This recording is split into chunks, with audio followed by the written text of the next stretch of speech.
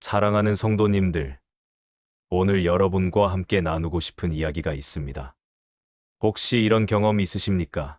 성경을 읽는데 마음에 와닿지 않는 경험 말입니다. 글자는 눈으로 읽히는데 마음속에는 아무것도 남지 않는 그런 경험 있으시지요? 매일 성경을 펼치지만 그저 의무처럼 읽고 덮을 때가 많습니다. 말씀이 살아있다고 하는데 내 삶에서는 죽은 글자처럼 느껴질 때가 있습니다. 히브리서 4장 12절은 이렇게 말씀합니다. 하나님의 말씀은 살아있고 활력이 있어 좌우의 날선. 어떤 것보다도 예리하여 혼과 영과 및 관절과 골수를 찔러 쪼개기까지 하며 또 마음의 생각과 뜻을 판단하나니. 그런데 우리는 왜 이 살아있는 말씀의 능력을 경험하지 못할까요?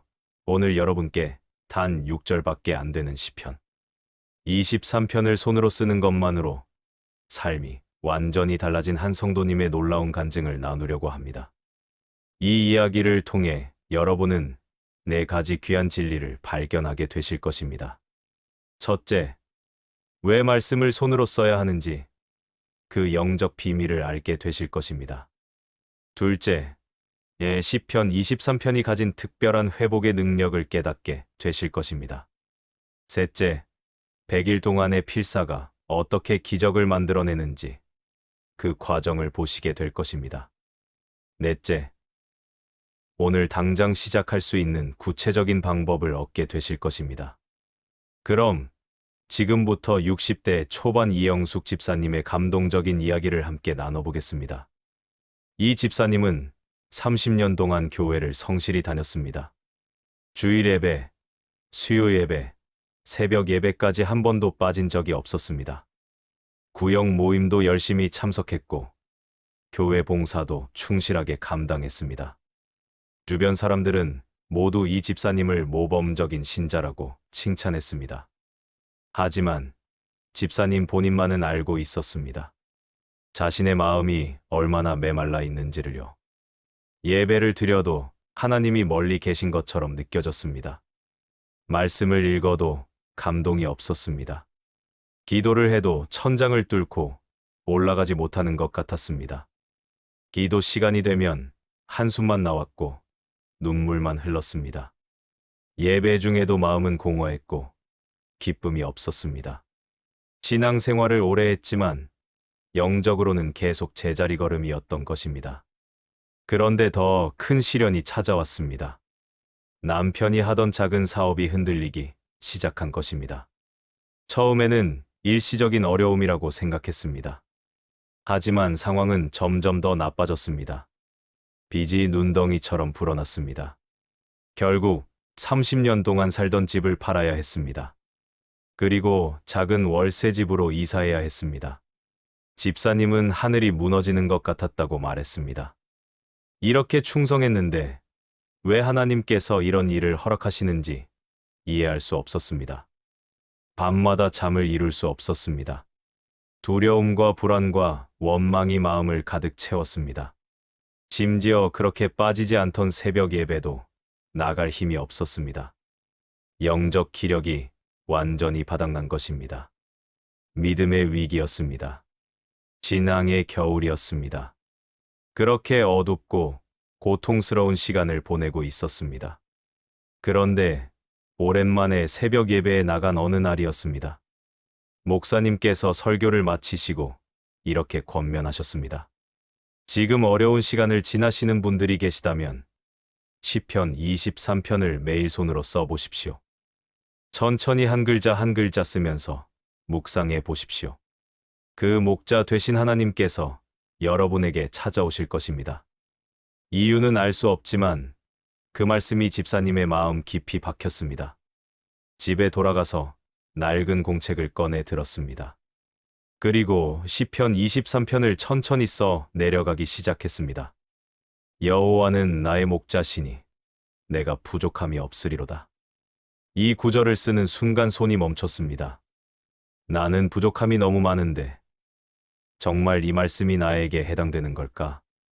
하지만 포기하지 않고 끝까지 다 써내려갔습니다. 그날은 아무런 감동이 없었습니다. 하지만 다음 날도 또 그 다음 날도 계속 썼습니다. 이것이 이 집사님의 100일 필사 여정의 시작이었습니다. 첫 번째로 말씀드리고 싶은 것은 왜 성경을 손으로 써야 하는지, 그 영적 비밀입니다.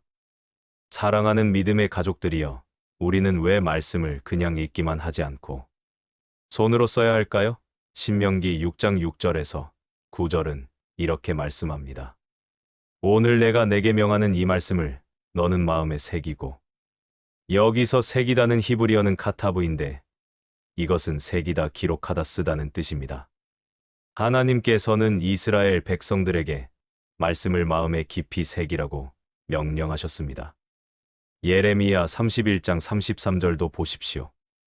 나 여호와가 말하노라. 그러나 그날 후에 내가 이스라엘 집과 맺을 언약은 이러하니 곧 내가 나의 법을 그들의 속에 두며 그들의 마음에 기록하여 나는 그들의 하나님이 되고 그들은 내 백성이 될 것이라. 하나님께서는 말씀을 우리 마음에 기록하기를 원하십니다. 단순히 머리로 아는 것이 아니라 마음 깊이 새겨지기를 원하시는 것입니다. 그런데 과학적으로도 손으로 쓰는 것이 얼마나 효과적인지 밝혀졌습니다. 뇌과학 연구에 따르면 손으로 쓸 때 우리 뇌의 여러 영역이 동시에 활성화됩니다. 지각적 영역, 운동 영역, 언어 영역, 기억 영역이 모두 함께 작동합니다. 그래서 손으로 쓴 것은 훨씬 더 오래 기억에 남습니다. 또한 손으로 쓸 때는 속도가 느려지기 때문에 자연스럽게 묵상하게 됩니다. 한 글자 한 글자 쓰면서 그 의미를 깊이 생각하게 되는 것입니다. 이영숙 집사님도 처음 일주일은 드저쓰기 운동처럼 느껴졌다고 합니다. 하지만 2주가 지나면서 변화가 일어나기 시작했습니다. 나의 목자라는 단어가 마음속에서 움직였습니다. 푸른 초장이라는 말이 새롭게 다가왔습니다. 쉴만한 물가가 실제처럼 느껴졌습니다. 내 영혼을 소생시키시고라는 구절이 마음을 울렸습니다. 단어 하나하나가 살아서 움직이기 시작한 것입니다. 마치 하나님께서 매일 다른 메시지를 주시는 것 같았습니다. 어느 날은 목자가 크게 다가왔고 다른 날은 소생시키시고가 마음을 울렸습니다. 이것이 바로 살아있는 말씀의 능력입니다. 손으로 쓰면서 묵상할 때 성령님께서 그 말씀을 우리 마음에 깊이 새겨주십니다. 시편 119편 11절은 이렇게 고백합니다. 내가 주께 범죄하지 아니하려 하여 주의 말씀을 내 마음에 두었나이다. 말씀을 마음에 두는 가장 좋은 방법이 바로 손으로 쓰는 것입니다. 여러분도 오늘부터 시작해 보시지 않겠습니까? 하루에 단 10분만 시간을 내어서 시편 23편 6절을 손으로 써 보십시오. 공책 한 권과 펜 하나면 충분합니다. 천천히 한 글자씩 정성스럽게 써 내려가십시오. 그러면 하나님께서 그 말씀을 통해 여러분의 마음을 만지실 것입니다. 두 번째로 말씀드리고 싶은 것은 시편 23편이 가진 특별한 회복의 능력입니다. 사랑하는 성도님들이여, 왜 하필 시편 23편일까요? 성경에는 수많은 좋은 말씀들이 있는데 왜 이 시편이 특별할까요? 시편 23편은 다윗이 쓴 시편입니다. 다윗은 어린 시절 양을 치는 목동이었습니다. 그는 양들을 돌보면서 목자의 마음을 깊이 이해했습니다. 목자가 양을 위해 어떻게 헌신하는지 직접 경험했습니다. 사무엘상 17장 34절부터 36절까지를 보십시오. 다윗이 사울에게 말하되 주의 종이 아버지의 양을 지킬 때에 사자나 곰이 와서 양떼에서 새끼를 물어가면 내가 따라가서 그것을 치고 그 입에서 새끼를 건져내었고 그것이 일어나 나를 해하고자 하면 내가 그 수염을 잡고 그것을 쳐 죽였나이다. 다윗은 자기 목숨을 걸고 양들을 지켰습니다. 사자와 곰으로부터 양들을 구해냈습니다. 이런 경험을 통해 다윗은 목자의 사랑을 깊이 알게 되었습니다. 그리고 나중에 왕이 되어서도 온갖 고난을 겪었습니다. 사울 왕의 질투로 도망 다녀야 했습니다. 자기 아들 압살롬의 반역으로 왕궁에서 쫓겨났습니다. 전쟁터에서 수없이 죽을 고비를 넘겼습니다. 그런 모든 고난 속에서 다윗은 하나님을 목자로 경험했습니다. 하나님께서 자기를 지키시고 인도하시고 회복시키시는 것을 체험했습니다. 그래서 시편 23편은 단순한 시가 아닙니다. 이것은 고난 속에서 하나님을 경험한 사람의 고백입니다. 여호와는 나의 목자시니 내가 부족함이 없으리로다. 이것은 모든 것이 넉넉하다는 뜻이 아닙니다. 목자이신 하나님께서 함께하시니 필요한 것을 채워주신다는 고백입니다. 그가 나를 푸른 초장에 누이시며 쉴만한 물가로 인도하시는도다.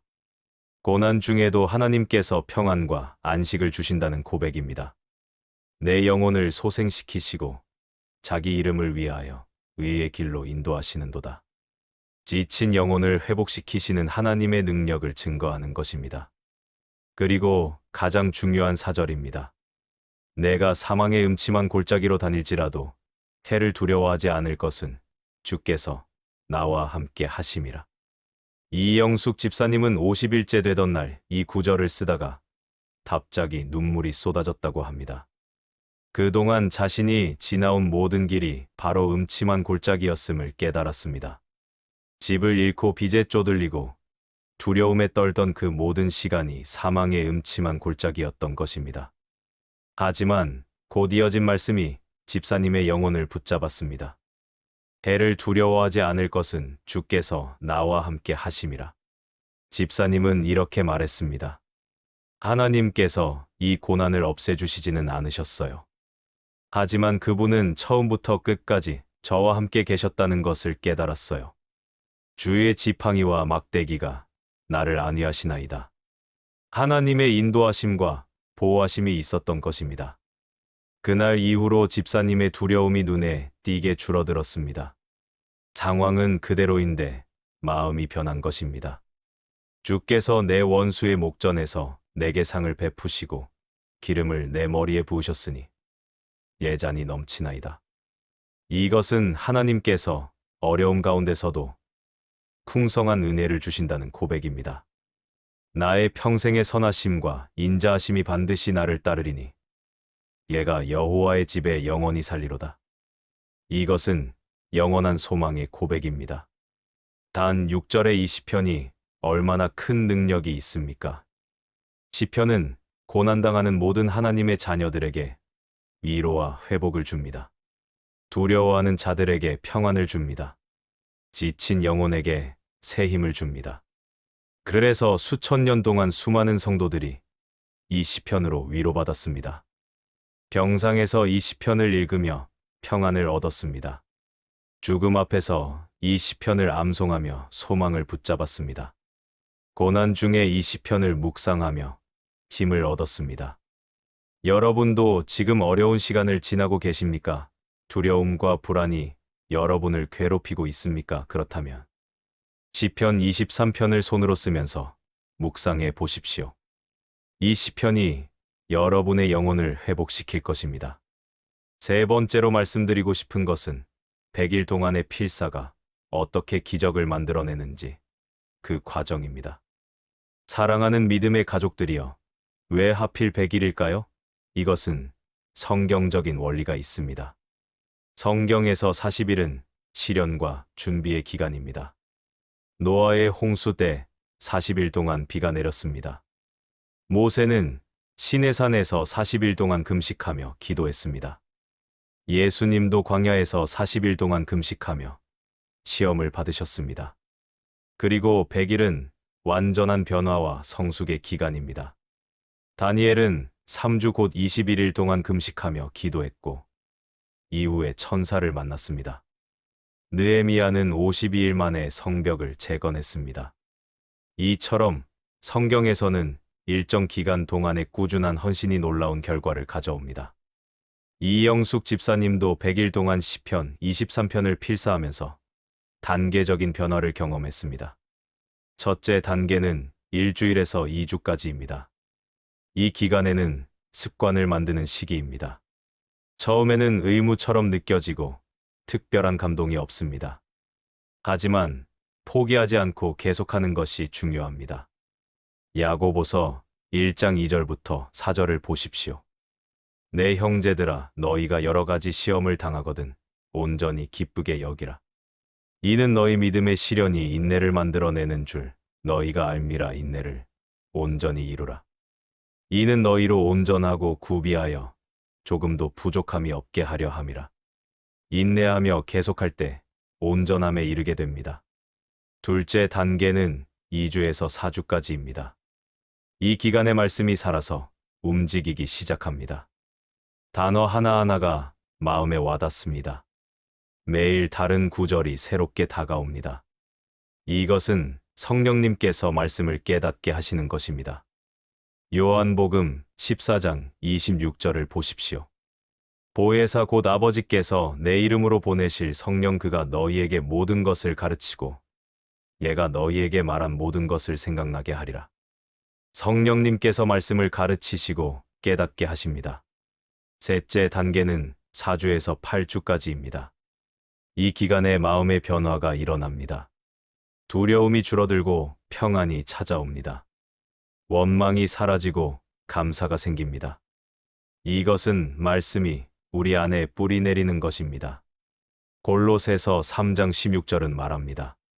그리스도의 말씀이 너희 속에 풍성히 거하여 모든 지혜로 피차 가르치며 권면하고. 말씀이 풍성히 거할 때 우리가 변화됩니다. 넷째 단계는 8주에서 100일까지입니다. 이 기간에 실제적인 변화가 나타납니다.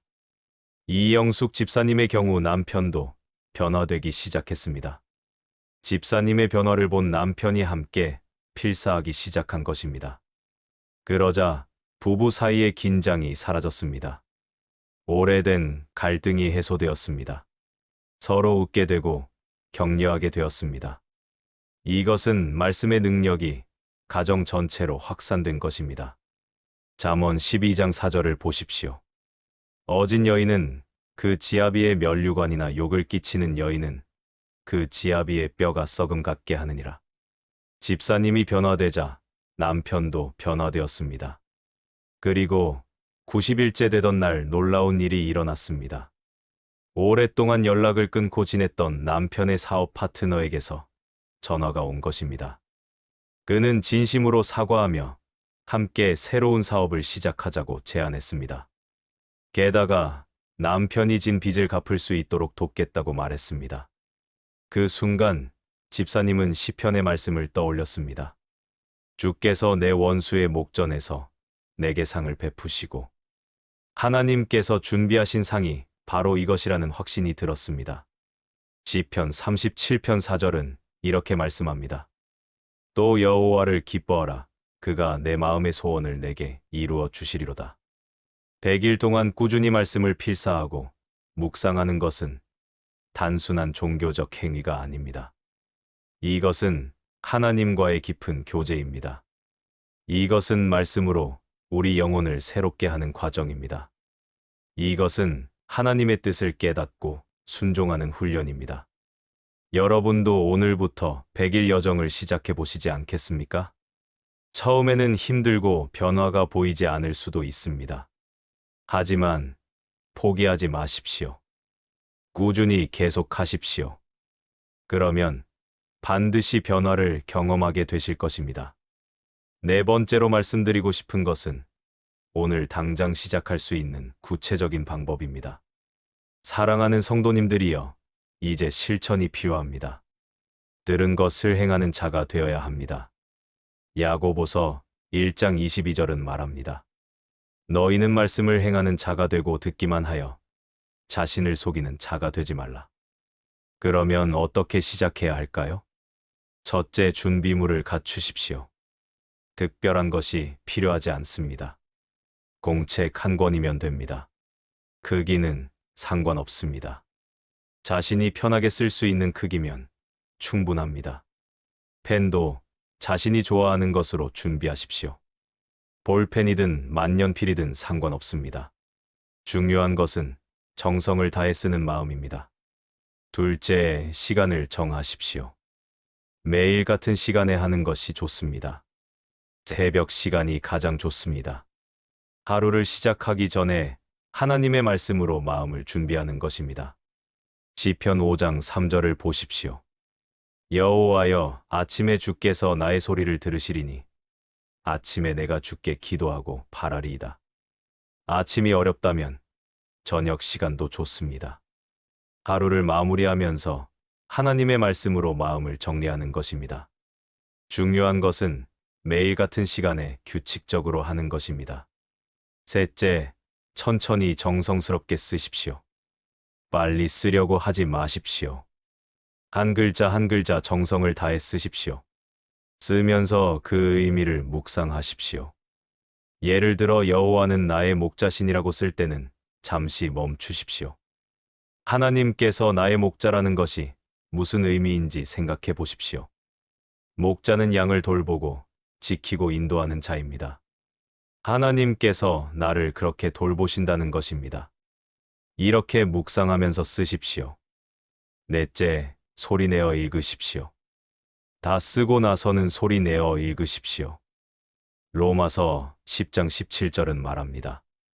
그러므로 믿음은 들음에서 나며 들음은 그리스도의 말씀으로 말미암았느니라. 말씀을 소리내어 읽으면 귀로도 듣게 됩니다. 그러면 말씀이 더 깊이 마음에 새겨집니다. 다섯째, 기도로 마무리하십시오. 필사를 마친 후에는 짧게 기도하십시오. 오늘 쓴 말씀에 대해 감사하십시오.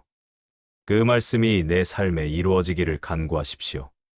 하나님께서 그 말씀을 통해 말씀하신 것을 고백하십시오. 여섯째, 날짜를 기록하십시오.